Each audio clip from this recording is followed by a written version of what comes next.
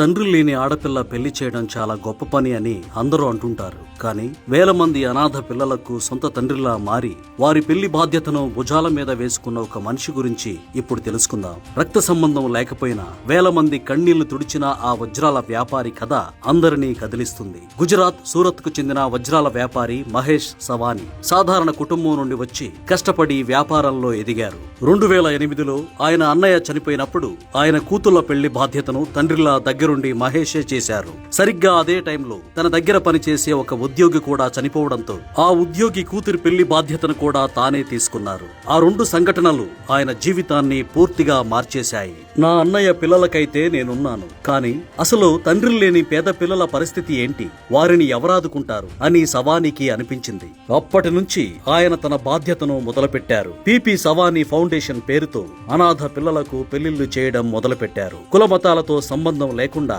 ఇప్పటికీ 4000 మందికి పైగా అమ్మాయిలకు ఆయన అంగరంగ వైభవంగా పెళ్లిళ్లు చేసి రికార్డు సృష్టించారు. డబ్బున్నోళ్లు ఆడంబరాల కోసం కోట్లు ఖర్చు పెడుతుంటారు, కానీ మహేష్ మాత్రం ఆ డబ్బును ఇలాంటి మంచి పనుల కోసం వాడుతున్నారు. ఆయన సేవ కేవలం పెళ్లితో ఆగిపోదు.